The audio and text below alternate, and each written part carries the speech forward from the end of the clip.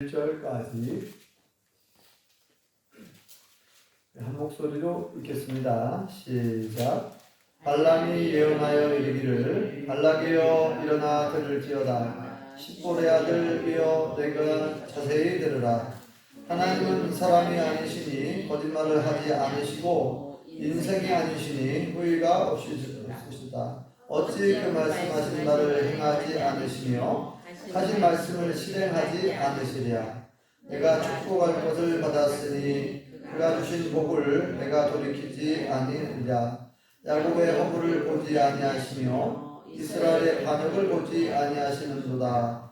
여호와 그들의 하나님이 그들과 함께 계시니 왕을 부르는 소리가 그 중에 있도다. 아멘. 할렐루야. 하나님의 크신 복이 함께 하신 줄 믿습니다. 우리 옆사람과 앞사람과 인사 나누시죠. 반갑습니다. 참 잘 나오셨습니다. 은혜 받으시다. 우리 안현우 성도님 반갑습니다. 지난주에 안 뵈어가지고 많이 궁금했어요. 건강하시죠? 우리 언니랑 형부랑 같이 이렇게 나란히 앉아서 우리 라펜 집사님도 이렇게 볼 수 있어서 반갑습니다.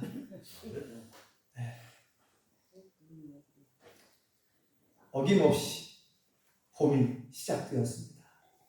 어김없이 꽃들이 계속 피어나고 있네요. 산수유꽃이 가장 먼저 피는 것 같고, 또 이어서 매화꽃도 피고, 또 제가 이렇게 운동하면서 보니까 어제는 또 진달래꽃이 보이더라고요.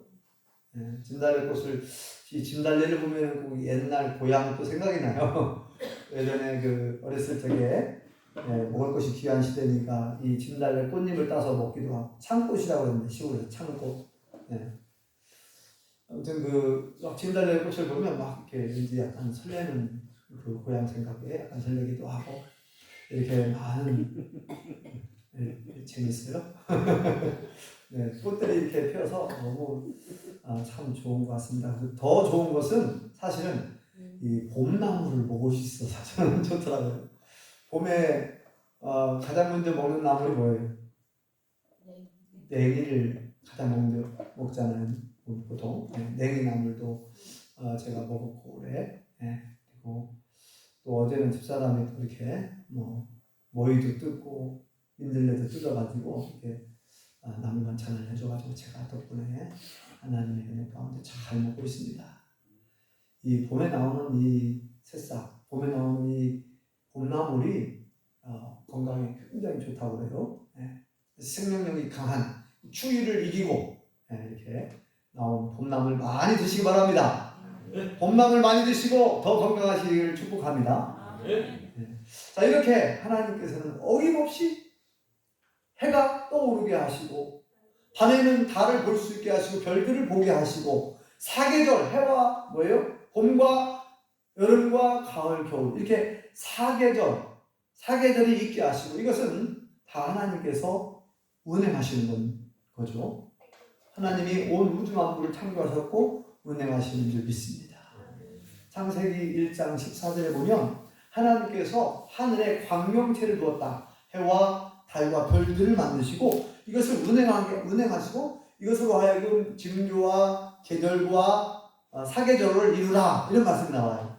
근데 하나님의 말씀 그대로 이렇게 사계절이 계속해서 봄이 오고 또 여름이 오고 이렇게 계속 하나님께서 이 모든 것을 변함없이 운행하신다는 거죠.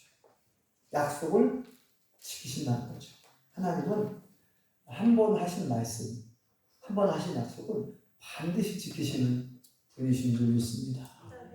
지난주 한 주간 동안 뉴스를 들어보면 안 좋은 뉴스가 많은데 한일정상회담에 후폭풍이 계속 여파가 막 계속 일어나고 있더라고요.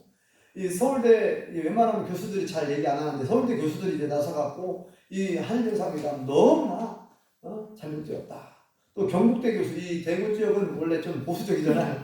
근데 이제 경북대 교수들도 막 그 성명서를 발표하고 비판 성명을 내고 또 고려대 교수님들도 그 다음에 종교계 천주교회에서도 정의구현 사대단인가요? 그리고 이제 전주에서 미사를 하고 이제 전국적으로 이렇게 다니면서 지금 상황이 비상시국이다 이렇게 이제 보고 있더라고요.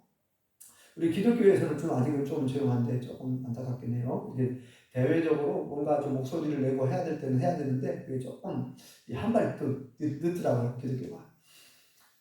어쨌든 이렇게 후폭풍이 거센 것은 대통령이 말과 행동이 다르기 때문에 그래요. 말을 했으면 지켜야 되는데, 약속했으면 지켜야 되는데, 공약이 말 그대로 공약이 되어버린 거예요. 공약, 원래 공개적인, 공식적인 약속이잖아요. 공개적으로, 공식적으로 약속을 했으면 그 약속을 지켜야 되는데, 이 빈 약속, 예?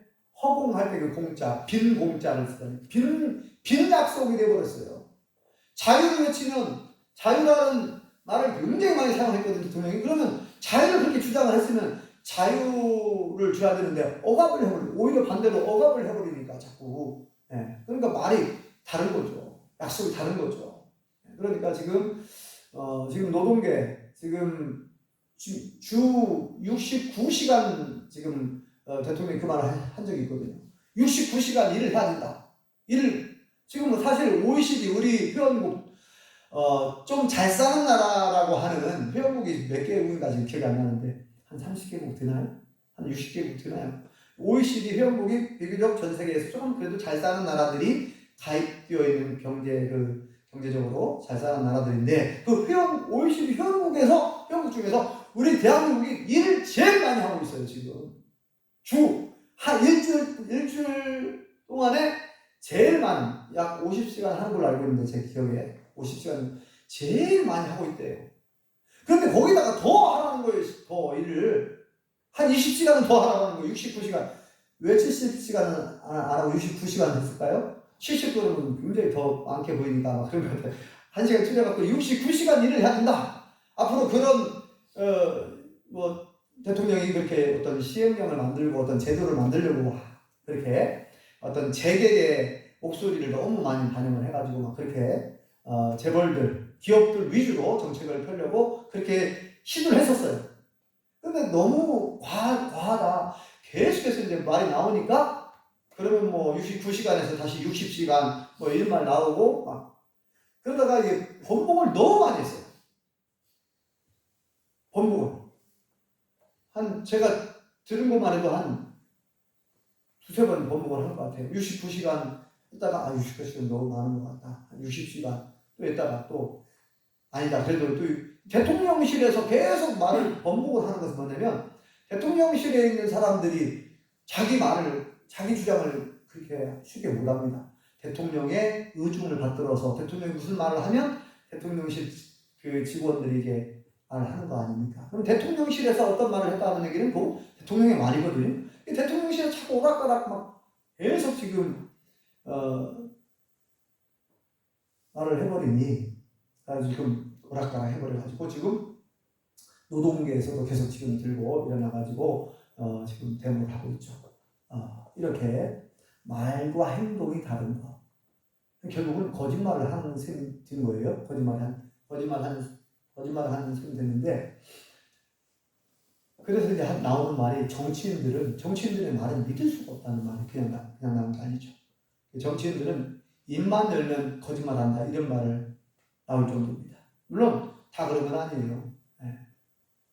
정치인들은 입만 열면 거짓말을 한다는 말이 나올 수밖에 없는 그 말이 왜 나왔는가. 그만큼 정치인들이 이럴 때는 이렇게 말하고 저럴 때는 저렇게 말하고 자꾸 말을 바꾸니까 그런 말이 나왔겠죠. 우리 모든 사람들은 알게 모르게 약속을 못 지킬 때가 많습니다.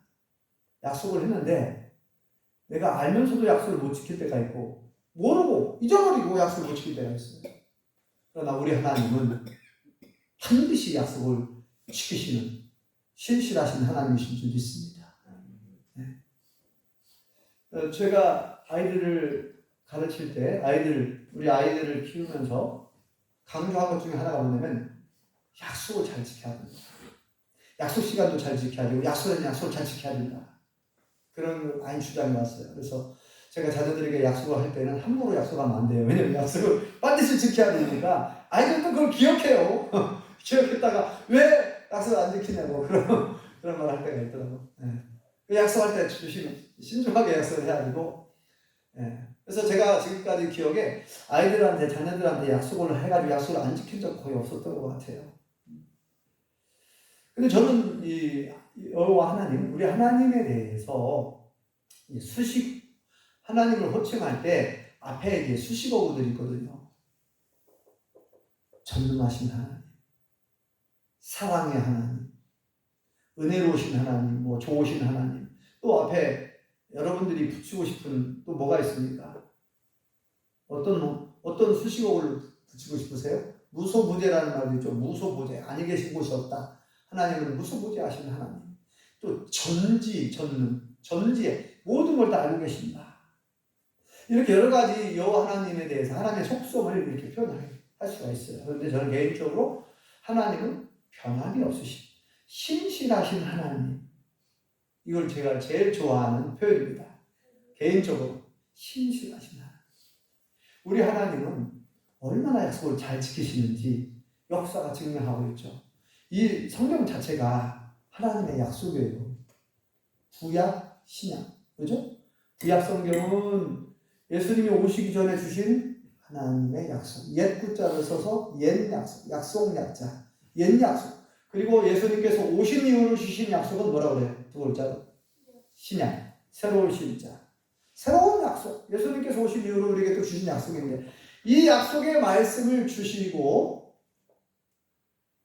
이 약속의 말씀을 주시고 뭐라고 말하고 하냐면 우리한테 이 약속의 말씀을 붙들고 살아라. 이 약속을 믿고 살아라는 거예요. 이 약속을 믿고 이 약속대로 살고, 약속을 지키라. 하나님은 약속을 어긴 적이 없으니 우리만 약속을 지키면 되는데, 그죠? 그래서 저는 뭐 사랑의 하나님 이 표현도 참 좋지만, 저는 신실하신 하나님, 변함이 없으시다는 거예요. 신실, 믿을 실자에 열매 실자, 신실하는 변함이 없어요. 반드시 약속을 지키시는 신실하신 하나님이 저는 너무 좋아요. 하나님의 약속이 얼마나 많이 나옵니까? 근데 약속을 다 지킨다는 거예요, 하나님께서. 사람은 알면서도 못 지키고 모르고도 약속을 못 지키지만 하나님은 반드시 지키십니다. 그러니까 사람 때문에, 사람의 말에 속상해하지 마시고 하나님의 약속을 믿고 약속을 바라보고 신앙생활 하시기 바랍니다. 하나님의 약속을 믿고 생활하시기 바랍니다. 하나님의 약속을 믿고, 예수님의 재림의 약속을 믿고, 우리의 부활의 소망의 약속을 믿고 살아셔야 돼요. 왜냐면 사람을 쳐다보면, 아까 얘기했잖아요. 사람은 믿을 만한 존재가 안 돼요. 아무리 사랑하는 남편이라 하더라도, 아무리 사랑하는 아내라 하더라도 알게 모르게 약속을 못 지킬 때가 있다니까요. 우리가 결혼할 때 뭐라 그럴까? 거북머리가 팥뿌리가 될 때까지 사랑하겠다고 그렇게 약속을 하지만, 먼저 죽어버렸어요. 그러면 팥뿌리가 되기도 전에 죽어버렸어. 그러면 약속을 못 지키는 거 아닙니까? 팥뿌리가 될 때까지 오랫동안 살아있어야 되는데 팥뿌리가 되기도 전에 죽으면 아예 약속을 못 지키는 거 아닙니까? 아무튼 사람은요, 믿을 만한 존재가 못 돼요. 그래서 믿지 말라는 얘기는 아니고 믿을 만한 존재가 안 돼요, 우리 사람들. 그래서 사람 때문에, 사람을 쳐다보면 속상하다니까요. 사람 쳐다보고 사람을 의지하면 반드시 속상할 때가 오고 또 상처를 받기도 하고. 사람은 원래 그래요. 불완전한 존재니까. 그래서 사람 때문에 속상해하지 말고 하나님을 바라보고 힘을 얻으시기 바랍니다. 하나님의 약속을 믿으시기 바랍니다. 하나님은 우리와 항상 함께 계시는 줄 믿습니다. 오늘 말씀에 보면 하나님이 그 약속, 그 신실하신 하나님에 대해서 말씀하고 있어요. 이 오늘 내용이 무슨 내용이냐면, 이스라엘 백성들이 애국에서 나왔어요. 출애국, 그러죠? 애국에서 나왔습니다. 하나님의 약속대로 400년 만에 아브라함을 부르실 때에, 아브라함아, 너는 너의 본토 친척 아버지 집을 떠나 내가 너에게 지시할 땅으로 가라 그랬어요. 갈대아 우르, 지금으로 말하면 이라크 지역이죠. 갈대아 우르에서 이제 불러내시고, 내가 너로 하여금 큰 민족을 이루게 하겠다. 너의 이름을 창대하게 해주겠다. 너를 축복하는 자에게 내가 복을 주고 너를 저주하는 자에게 저주를 내릴 것이다. 그러면서 이제 아브라함을 통해서 한 큰 민족을 이루게 하겠대요. 그리고 뭐라고 말하냐면은 13장에 가면은 또 뭐라고 약속하냐면은 동서남북을 바라봐라. 롯과 이제 분가할 때 이제 롯과 헤어지잖아요. 떠날 때 이제 롯은 좋은 땅을 먼저 차지합니다. 소돔과 고모라 지역에 아주 좋은 땅을 차지하는데, 그래서 이제 아브라함이 어떻게 보면은 참 롯이 떠나고 좀 마음이 좀 착잡할 수 있는 그런 상황인데, 하나님께서 나타나셔가지고 뭐라고 약속합니까? 동서남북을 바라봐라. 네가 보이는 이 모든 땅을 너와 내 후손에게 영원히 주겠다 그래요. 자, 그리고 나서 한 500년 정도 시간이 지난 거예요. 지금 이스라엘 백성들이 출애굽 애굽에서 나왔죠. 큰 민족을 이뤘어요. 애굽에서 큰 민족을 이루고 이제 나왔습니다. 구원받았잖아요. 홍해 바다를 건너서 광야를 지나서 약 40년이 지나고, 그 다음에 이제 지금의 요르단, 지금의 요르단 모압 평지에 모여 있고, 이스라엘 백성들이 약 한 250만 명 되죠. 이제 요단강 건너기 직전에, 요단강 건너기만 하면 약속의 땅 가나안 땅이 이제 도착하는 겁니다.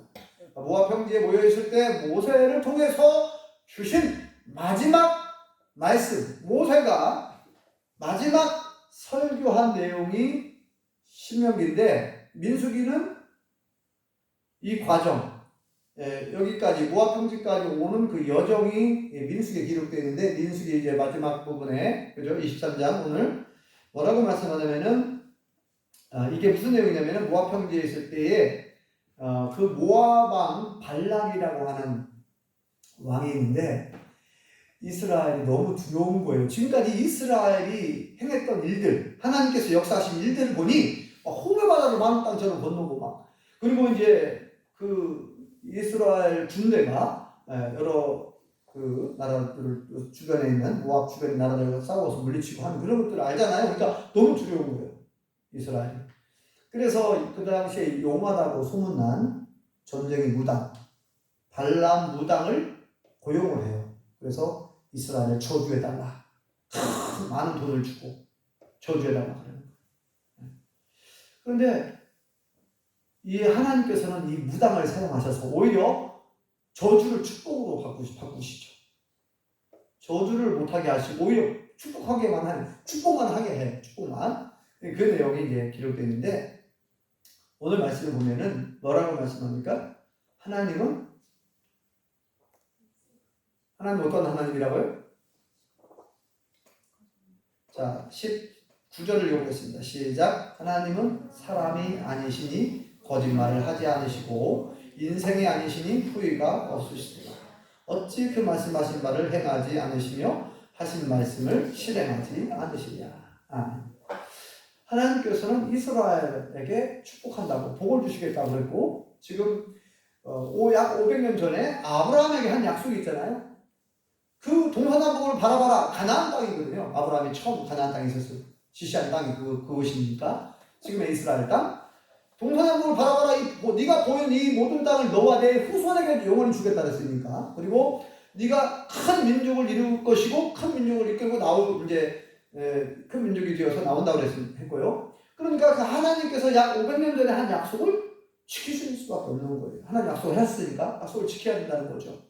그래서 하나님께 한 번 하신 말씀, 하나님은 거짓말 하시는 분이 아니라고 그래요. 그렇게 얘기하죠? 하나님은 사람이 아니신, 사람은 혹 거짓말을 하지만 하나님은 절대 거짓말 하실 수가 없어요. 하나님의 속성상. 하나님은 거룩한 분이잖아요. 거짓이 없으신 분이잖아요. 흠이 하나도 없으신 분이고 거짓이 없으신 분이기 때문에 하나님의 속성상 하나님은 거짓말을 못하셔요. 그런 말 들어보셨죠?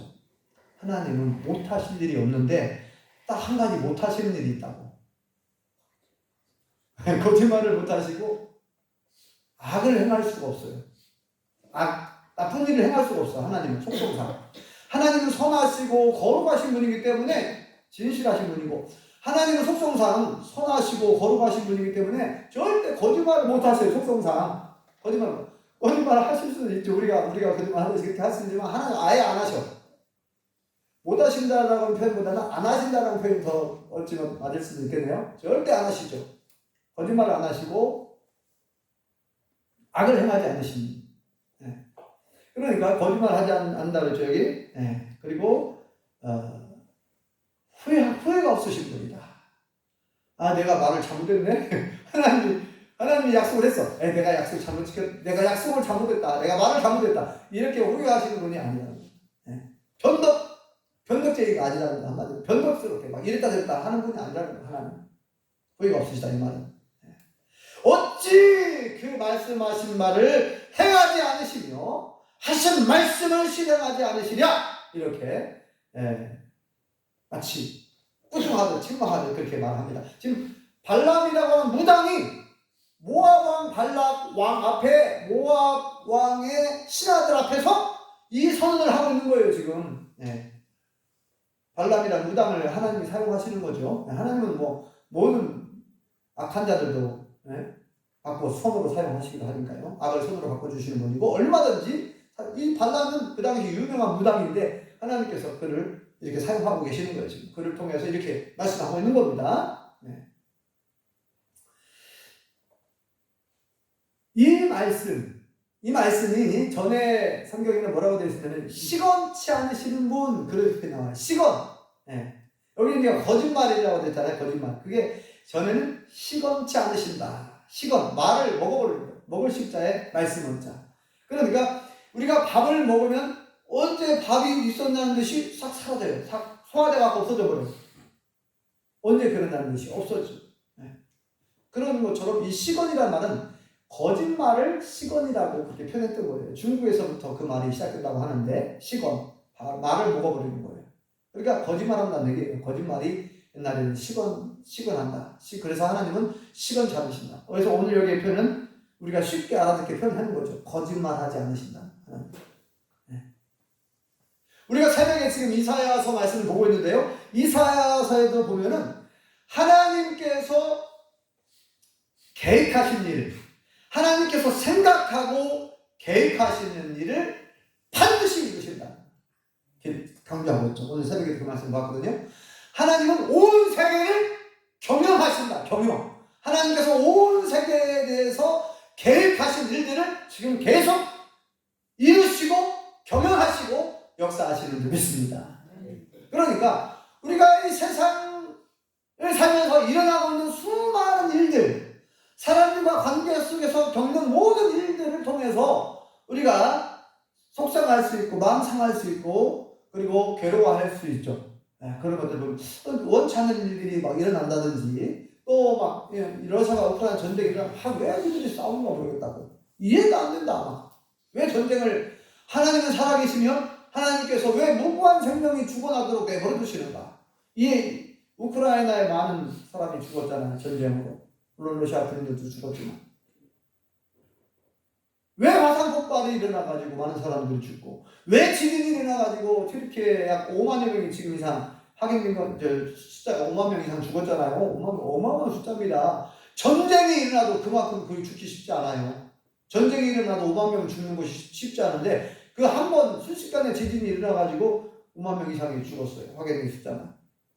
그 전에는 막 20만 명, 30만 명 IT에도 지진이 일어났을 때 23만 명이 죽었다고 그러고 뭐 네팔이나 중국의 수참석이나 뭐 보면 일본도 지진 많이 일어나고 한 번 지진이 일어나면 옛날에 그러니까 10대 지진 해가지고 대충 제가 한번 봤는데 10대 지진 거의 뭐 20만 명, 30만 명이 순식간에 죽더라고요. 과거에 그랬어요. 앞으로는 또 더 큰 지진이 일어날 거라고 예고되어 있긴 한데요. 자, 어쨌든 이런 모든 것들 일어나는 일들을 보면서 이렇게 우리가 생각할 때 우리가 부정적으로 생각할 수 있습니다. 이 세상은 참 살기 힘든 곳이구나. 너무나 살 소망이 없다. 뭐 이런 말 할 수도 있겠죠. 여러 가지로. 그리고 하나님에 대해서 오해할 수도 있고 왜 하나님은 살아계시는데 왜 이러한 전쟁이 일어나고 왜 안 좋은 일이 일어나야만 하는가 이렇게 오해할 수 있어요. 그런데 우리가 하나님에 대해서 잘 알고 계셔야 됩니다. 아까 말씀드린 것처럼 하나님은 신실하신 하나님이신데 뭐라고 말씀하냐면 그건 이미 예고되어 있었어요. 전쟁과 지난번에 얘기했죠. 전쟁과 기근과 지진과 난리와 난리 이런 모든 것들은 사실 예수님께서 마태복음 24장에 이미 예언해놨잖아요. 그 전에도 다 예고되어 있었지만 안현석 성도님 혹시 마태복음 24장 제가 읽어보시라고 했는데 혹시 읽어보셨나요? 네? 아직 안 읽었어요? 네, 바쁘시죠? 많이 바빠가지고 아직 안 읽어가셨는데 시간 나눌 때 한번 읽어보세요. 마태복음 24장. 마태복음 24장에 보면은 그 마지막 때 징조가 기록되어 있다고 했잖아요. 네, 마지막 때 징조가 어떻게 지금 이 세계 역사가 하나님이 말씀하신 대로 예수님 말씀하신 대로 어떻게 지금 세계 역사가 진행되고 있는가가 거기에 기록이 되어 있어요. 그거 말고도 세계의 역사가 세계의 역사들이 이미 성경에 예언되어 있고 그 예언된 오늘 우리 새벽에 본 말씀이 바벨론, 아수르 대제국, 바벨론 대제국, 또 블레셋산 그 강대국도 다 하나님의 심판으로 망하고 사라질 것이다. 예언해 놓으셨어요. 근데 실제로 역사 속에서 사라졌잖아요. 여러분, 지금 블레셋이라는 나라가 있나요? 이스라엘 서쪽 바닷가에 세워졌던 강대국, 한때 이스라엘보다 강대국이었고 이스라엘을 여전히 계속해서 오랫동안 괴롭혔던 나라가 블레셋이거든요. 그 블레셋이 지금 있습니까? 블레셋의 나라가 없죠. 네. 그리고 아수르 나라가 있습니까? 아니면 바벨론이라는 나라가 있습니까? 없죠? 없어요. 시리아, 옛날에 시리아를 중심으로 일어났던 대제국이 아수르. 그 다음에 이라크를 중심으로 일어났던 대제국이 바벨론인데 지금 바벨론은 나라가 없잖아요. 그 이라크의 사담 후세인 전 대통령이 과거에 바벨론의 그 영광, 바벨론 대제국의 영광을 다시 한번 자기가 누리고 싶어가지고 막 그 성을 막 짓고 자기가 살 궁전도 왕궁도 막 짓다가 결국 체포당하고 또 그 이라크 국민들로 하여금 막 거기 막 쫓아가가지고 이제 사담 후세인 잡혀갖고 이제 감옥 가고 그 다음에 그 이라크 국민들이 그 짓고 있던 왕궁을 거기 막 달려가갖고 쫓아가가지고 막 던지고 부시고 막 그랬었어요. 그런 내용들이 나오는데 아무튼 바벨론, 아수르 과거에 화려했던 대제국 사라졌습니다. 이게 바로 오래전에 예언된 대로 그대로 이루어졌죠. 페르시아도 마찬가지, 로마 제국도 마찬가지. 지금 로마라는 나라가 있습니까? 없어요. 그냥 로마는 한 도시지, 도시. 이탈리아의 수도 로마. 옛날에는 로마라고 하는 대제국이 있었잖아요. 과거에 또 영국도 땅이 많으니까 대영제국 그런 말을 썼는데 그리고 지금은 미국이 거의 대제국이 되어버렸어요. 세계에서 가장 강대국이 미국입니다. 이제 중국이 미국을 넘보고 있죠. 그런데 미국이 지금 우크라이나를 도와가지고 서방 국가를 동원해서 지금 전쟁으로 인해서 최대 수혜국이 미국입니다. 지금 미국이 돈만 벌고 있고 미국의 방위산업체라든지 그 다음에 에너지 기업들이 미국만 돈을 벌고 있대요. 지금 전문가 얘기 들어보면 러시아와 우크라이나가 전쟁을 하면 할수록 미국은 큰 돈을 버는 겁니다.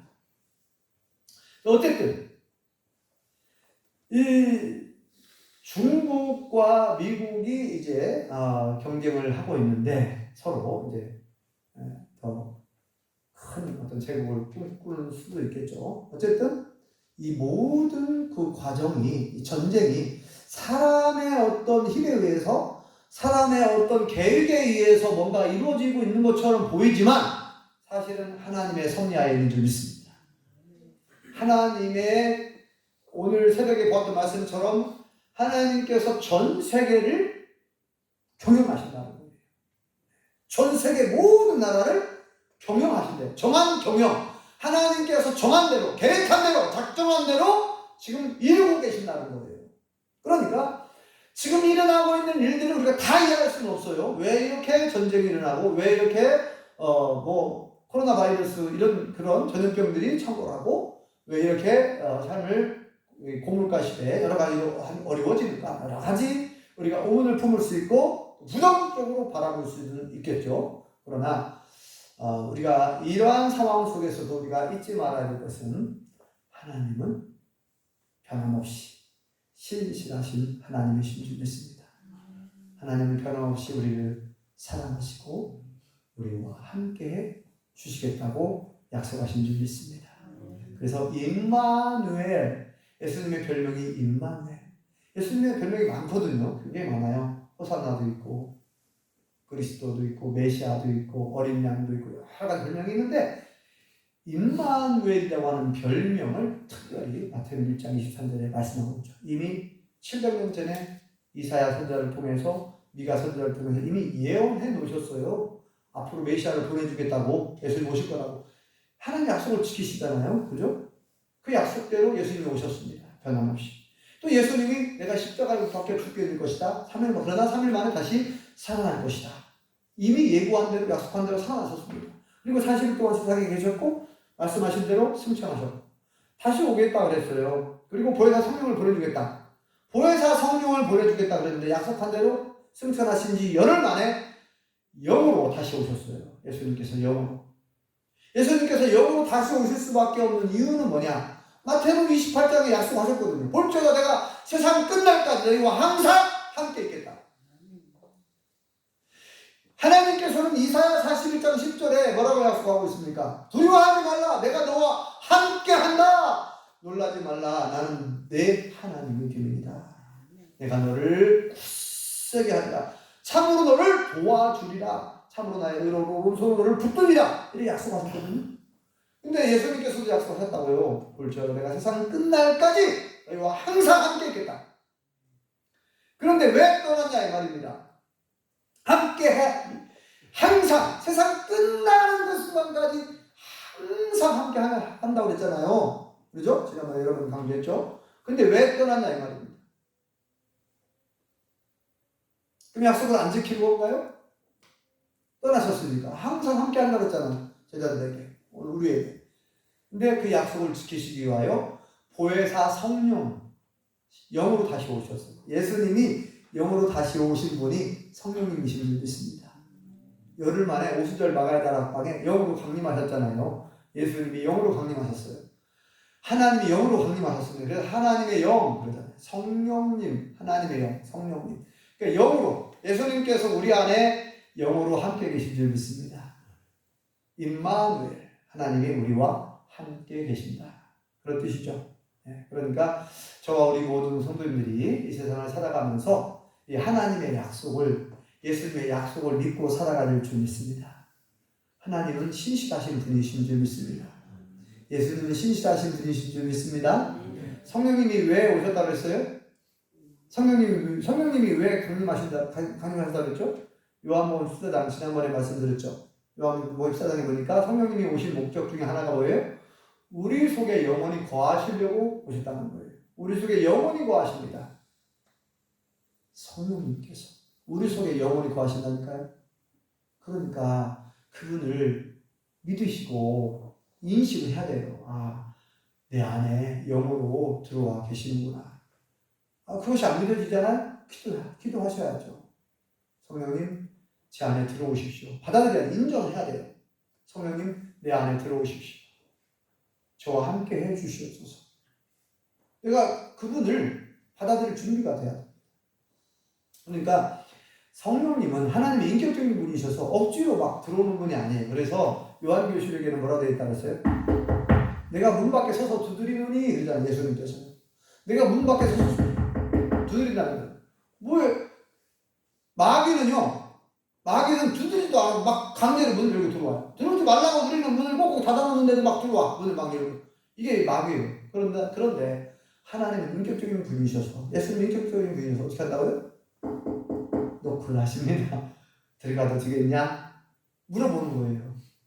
예, 주님 들어오십시오. 우리가 들어와 달라고 해야 들어오십니다. 성령님을 우리가, 예수님을 우리가 우리 안에 모시고 싶을 때 주님 들어오십시오. 제 안에 와 계십시오. 왜냐면 성령님은 예수님이 영으로 오신 분이니까, 하나님 영으로 오신 분이니까 우리 속에 영원히 거하고 싶어서, 영원히 살고 싶어서, 나와 함께 살고 싶어서, 나를 도와주려고, 나에게 복을 주시려고, 나와 함께 하고 싶어서 오셨다니까요. 그런데 우리가 개인적으로 받아들이지 않으면, 그분을 영접하지 않으면 인정하지 않으면, 인식하지 않고 인정하지 않으면 안 들어와요. 아까도 말씀드렸죠. 내가 문 밖에 서서 두드리느니 누구든지 문을 열면 내가 그 안에 들어가겠다. 너희 안에 들어가겠다는 거예요. 내가 너희 안에 들어간다. 그리고 풍성한 꼴을 얻게 될 것이다. 풍성한 복을 받아 누리게 될 거라는 거죠. 예수님이 내 안에 들어오시면 그분을 인정하고 그분과 함께 거하게 되면 우리 주님 주시는 그 다윗이 고백한 것처럼 푸른 초장 맑은 물가로 인도하시는다. 그렇죠? 여호와는 나의 목자시니 내게 부족함이 없으리로다. 그가 나를 푸른 초장에 누이시며 쉴 만한 물가로 인도하시는다. 이렇게 표현했단 말이에요. 다윗이 하나님을 목자로, 나는 양이고 양.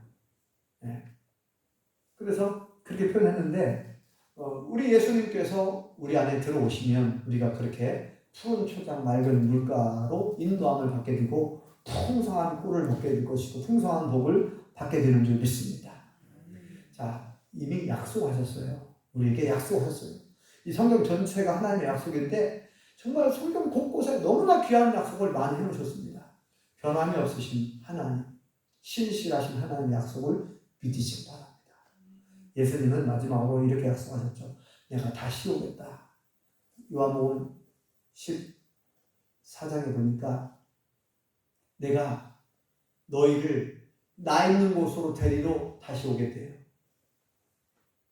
예수님이 다시 오겠다는 거예요. 재림하겠다는 거예요.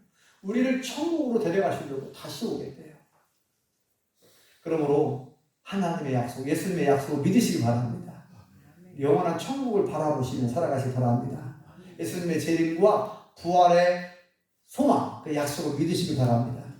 그리고 이 땅에 살아가는 동안 때때로 답답함이 있고 때때로 속상한 일이 있고 때때로 괴로운 일이 있고 어려운 일을 겪겠지만 어떠한 핍박과 박해 속에서도 어떤 어려움 속에서도 하나님의 약속을 믿으시고요. 하나님 나와 함께 하신다고 그랬고 우리 기도하면 들어주신다고 했잖아요. 구하라. 찾아라. 두드리라. 구하는 자가 얻을 것이다. 찾는 자가 찾아낼 것이고 두드리는 이에게 열릴 것이다. 너희가 내 이름으로 기도하면 내가 시행하겠다. 여러분 이런 엄청난 약속을 하셨다니까요. 기도하면 응답해 주시겠다. 그러니까 아무것도 염려하지 말고 두려워하지 말고 속상해하지 말고 짜증내지 말고 하나님께 모든 걸 맡기고 하나님의 약속의 말씀을 믿고 기도하시고 날마다 감사하며 기뻐하며 승리하실 수 있기를 예수님의 이름으로 축원합니다. 기도하겠습니다. 하나님 은혜를 감사합니다. 여호와 하나님께서는 변함없이 신실하셔서 이렇게 우리에게 복을 만끽하게 해주시고 또 아침에 해가 뜨게 하시고 또 저녁에는 별을 보게 해주시고 하나님께서 오래전에 약속한 약속대로 이렇게 성취하여 주시고 이루어 주시니 감사합니다. 하나님께서 약속하신 그 말씀 그대로 지금도 세계 역사를 주관하시고 다스리시고 온 세계를 경영하여 주시니 감사합니다. 우리가 때때로 원치 않는 일들을 겪고 원치 않는 사고가 일어나기도 하고 속상할 때도 있고 괴로운 일도 있을 텐데 아버지 하나님 여호와 하나님께서 아무것도 두려워하지 말라. 염려하지 말라. 내가 너와 함께한다. 내가 너를 굳세게 한다. 참으로 너를 도와주리라. 우리 예수님께서 세상 끝날까지 항상 우리와 함께 해주시겠다고 약속해 주셨사오니 그리고 우리가 기도하면 그 기도에 응답해 주시겠다고 약속하셨사오니 우리가 그 약속을 믿고 날마다 감사하며 기뻐하며 살아가게 도와주시옵소서. 세상을 바라보고 낙심하지 말고 절망하지 말고 속상해하지 말고 하나님을 바라보고 약속을 바라보게 도와주시옵소서. 신실하신 예수님의 이름으로 기도합니다. 아멘.